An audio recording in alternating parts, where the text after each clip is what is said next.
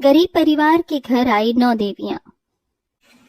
सविता हाथ सिलाई मशीन पर कपड़े सिल रही थी। पुरानी होने की वजह से सिलाई मशीन जोर जोर से खटखट की आवाज कर रही थी। हे माता रानी, ये सिलाई मशीन कितनी आवाज कर रही है, ठीक से कपड़े भी सिल नहीं पाते।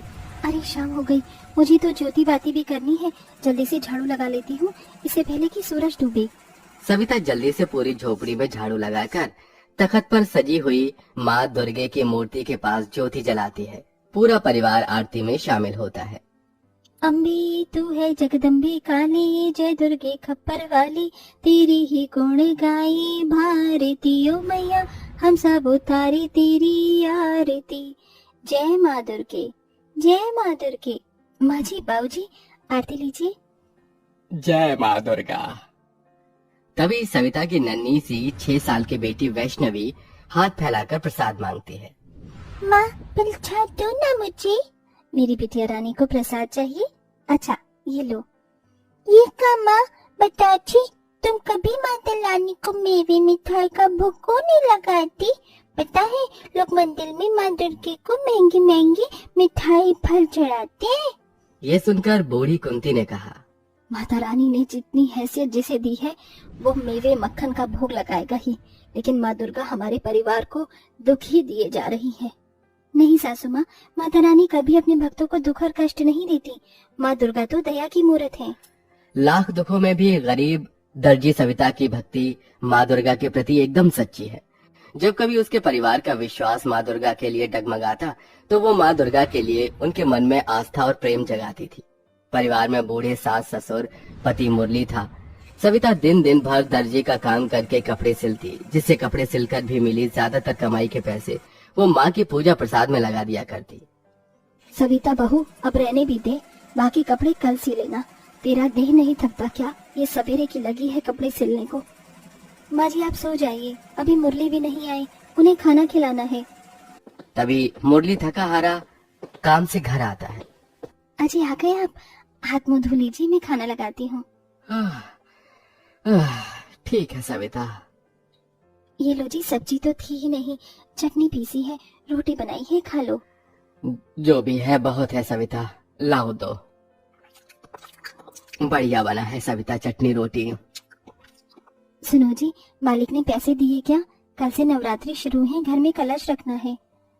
नहीं सविता, मालिक ने 1 रुपया नहीं दिया। इसी आस में दिन भर चिलचिलाती धूप में काम किया, ईंट बालू ढोया। ये सुनकर सविता चिंता में आ जाती है। उस वक्त तो सविता अपने पति मुरली के सामने चिंता नहीं जताती, लेकिन सबके सो जाने के बाद माँ दुर्गा की मूर्ति के आगे आंसू बहाती है। हे दुर्गा मैया, ये गरीब दुखियारी दर्जी बहू किस तरह से कन्या पूजन करेगी और कैसे कलश बिठाएगी? क्या इस बार तो मेरी गरीब घर परिवार में नहीं आओगी? सविता किसी दूध छुड़ाए बच्चे की तरह बिलख बिलख कर सो जाती है। तभी सुबह के 6 बजे ही कोई उसका द्वार खटखटाता है। इतनी सुबह कौन होगा? सविता, ओ सविता, अरे दरवाजा खोलो। अरे ओ दर्जी सविता, दरवाजा खोलो। अरे मंदा जी, आप इतनी भोर को? हाँ, वो तुमने मेरे कपड़े सिले थे ना, तो उसके पैसे देने थे, वही देने आई हूँ, ये लो। जैसे ही मंदा गरीब दर्जी सविता के हाथों में पैसे रखती है तो उसकी आंखें डबडबा जाती हैं। बहुत बहुत धन्यवाद मंदा जी, धन्यवाद मैया, अब मैं इन पैसों से कलश बिठा पाऊंगी। सविता बाजार से मिट्टी के कलश, जौ, नारियल, चुनरी, फूल, प्रसाद लेती है। हे भगवान, सारे पैसे तो इन सब सामान में खर्च हो गए। मैया जी की नई मूर्ति और जोड़ी के लिए पैसे बचे ही नहीं। सविता व्यथित मन से सामान लेकर घर चली आई, जहाँ पूरा परिवार निर्जला नवरात्रि व्रत किए था। बहू सामान ले आई, चलो अब जल्दी से कलश स्थापना कर लेते हैं। मगर मूर्ति कहाँ है? माँ जी पैसे नहीं बचे। सविता अपने आंगन की मिट्टी से माँ दुर्गे की मूर्ति बनाती है, जिसके बाद पूरा परिवार कलश स्थापना करके 9 दिनों का नवरात्रि व्रत आरंभ करता है। पैरों का लाचार बूढ़ा जगमोहन बरसते आंसुओं के बौछार से विनती करता है। हे मैया, इस नवरात्रि के 9 दिन तक हमारे परिवार पर दया कृपा करना माँ। मैया जी, इस नवरात्रि में मेरे परिवार की गरीबी दुख दरिद्रता दूर करना। हे माता रानी, इन नवरात्रि के 9 दिन मुझे अपने 9 रूपों के दर्शन दिखाना माँ, यही इस गरीब भक्त की इच्छा है। जहाँ पूरा परिवार सुख समृद्धि की कामना करता है, तो वहीं गरीब दर्जी सविता 9 देवी के दर्शन की इच्छा मांगती है। और इसके बाद ही वो भूखे प्यासे कपड़े सिलने में लग जाती है। देखते देखते शाम ढल जाती है और व्रत तोड़ने का समय हो जाता है। माँ, शाम हो गई, अब जल्दी से हमारे लिए कुछ बना देना। कब तक आप अच्छी होगी? तुम्हें भूख नहीं लगेगा? बस बना रही हूँ बिटिया। कपड़े सिलना छोड़कर सविता सिलाई मशीन से उठकर रसोई में आती है और राशन के खाली पड़े डिब्बे को देखकर दुख में आ जाती है। हे माता रानी, घर में तो जरा सा भी कुछ नहीं है। मेरा तो नवरात्रि व्रत जैसे तैसे कट जाएगा, लेकिन माँ जी बाबूजी बूढ़े हो चले हैं, उन्हें खाने के लिए कुछ तो देना ही चाहिए। जरा सा आटा पड़ा है, इसी का हलवा बना देती हूँ। सविता जल्दी से थोड़े आटे से ही हलवा बनाकर भोग लगाने के बाद अपने सास ससुर बेटी और पति को परोस देती है। ये लीजिए माँ जी बाबूजी, ज्यादा कुछ बनने को था ही नहीं, हलवा बनाया है, खा लीजिए। अरे सविता, तुम भी तो खा लो। नहीं जी, आप सब खाइए, जरा सा तो है हलवा। लेकिन गरीब ससुराल वाले दिलदारी दिखाकर अपने अपने हलवे में से थोड़ा थोड़ा बचाकर गरीब दर्जी बहू को भी दे देते हैं। जैसे ही निवाला सविता खाने वाली होती है, तभी द्वार पर 5-6 साल की 2 छोटी बच्ची खाना मांगती आ जाती हैं। कोई है घर में? माता रानी के नाम से हमें कुछ खाने को दे दो, कुछ खिला दो मैया। अरे जरा देखो तो इन बच्चियों का चेहरा भूख से कैसे मुरझा गया है। ये कहकर सविता अपने हिस्से का हलवा उन्हें दे देती है। दोनों बच्ची हलवा खाकर चली जाती हैं और सविता भूखे प्यासे ही माता के भजन करती हुई कपड़े सिलने लगती है। हे नाम रे सबसे बड़ा तेरा नाम, ओ शेरों वाली ऊंचे महलों वाली, बिगड़ी बना दे मेरी आज रात रे। हे बस माता रानी, मेरे परिवार पर दया रखना। मैं खाऊं चाहे ना खाऊं, मेरा परिवार इस नवरात्रि में भूखे ना रहने पाए। हम पूरी श्रद्धा भक्ति से आपकी नवरात्रि कर पाए।